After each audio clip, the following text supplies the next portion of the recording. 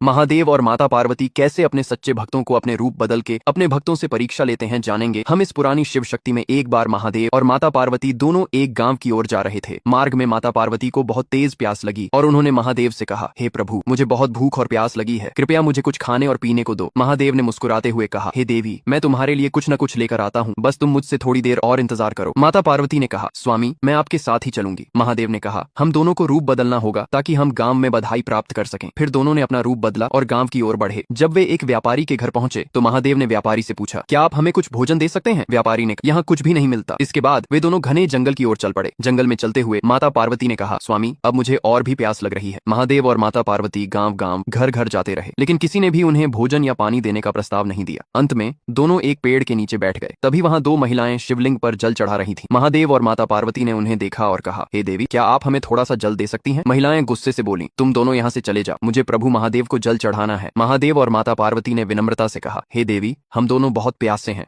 कृपया हमें कुछ जल दे दो। महिलाएं फिर भी नहीं मानी और बोली, जब तक पूजा नहीं करेंगे तब तक मैं तुम्हें जल नहीं दूंगी। महादेव और माता पार्वती बैठकर इंतजार करने लगे। महिलाएं बार बार जल लेकर आती और शिवलिंग पर चढ़ाती जाती, लेकिन उन्हें जल नहीं देती। माता पार्वती ने महादेव से कहा, स्वामी, अब मुझे क्या करना चाहिए? तभी महिलाएं आपस में फुसफुसाईं, देखते हैं ये दोनों कब तक हमारे इंतजार में बैठे रहेंगे, हम इन्हें एक बूंद भी नहीं देंगे। महादेव और माता पार्वती एक दूसरे को देखकर मुस्कुराए और बोले, हे देवी, इन दोनों का मन पूरी तरह से व्यस्त है। तभी एक गरीब महिला अपने पति के लिए कुछ भोजन और जल लेकर खेतों की ओर जा रही थी। महादेव और माता पार्वती ने उस महिला से पूछा, हे देवी, क्या आप हमें थोड़ा सा जल दे सकती हैं? महिला ने कहा, मैं आपको जल नहीं दे सकती, लेकिन अगर आप चाहें तो मैं आपको भोजन भी दे सकती हूँ। महादेव ने पूछा, लेकिन आपके पति का क्या होगा? महिला ने कहा, अगर मैं उन्हें भोजन नहीं दूंगी तो वे मुझसे नाराज हो जाएंगे। महिला अपने पति के पास महादेव और माता पार्वती को लेकर गई। उसके पति ने महादेव को अपने गमछे से ठंडी हवा दी और माता पार्वती को अपने आंचल से। फिर उन्होंने कहा, आप दोनों भोजन करें और जल भी पी लीजिए। महादेव और माता पार्वती ने भोजन किया और जल पिया। जैसे ही वे दोनों वहां से चले, महिला का लोटा और कटोरा सोने के बन गए। महिला अपने पति के पास दौड़ी और बोली, देखिए, यह लोटा और कटोरा सोने के हो गए। महादेव और माता पार्वती मुस्कुराते हुए वहां से चलने लगे। महिलाएं और गांव वाले उन दोनों को ढूंढते हुए जंगल में पहुंच गए और उन्होंने सोने का लोटा देखकर चकित हो गए। वे सोचने लगे कि अगर उन्होंने महादेव और माता पार्वती को जल पिलाया होता तो वे भी अमीर हो सकते थे। महादेव और माता पार्वती मुस्कुराते हुए पर्वत की ओर लौट गए। वे जानते थे कि सच्ची भक्ति के परिणाम कभी व्यर्थ नहीं जाते। सभी गांव वाले यह देखकर हैरान हो गए कि महादेव और माता पार्वती ने उस गरीब महिला को धन और समृद्धि दी और वे हमेशा के लिए याद रखेंगे कि भक्ति और सच्चे दिल से किए गए कार्य कभी व्यर्थ नहीं जाते। तभी गणेश बोलते हैं, जब हम किसी संकट या कठिन समय में होते हैं तो अक्सर हम तुरंत फल की अपेक्षा करते हैं, लेकिन यह कहानी दिखाती है कि भक्ति का फल समय लेता है और जो दिल से देते हैं वही सच्चे आशीर्वाद के हकदार बनते हैं। यह हमें सिखाती है कि अपने भीतर विश्वास और धैर्य रखें, क्योंकि सच्ची भक्ति कभी खाली नहीं जाती और भगवान हमारे साथ रहते हैं हर परीक्षा में।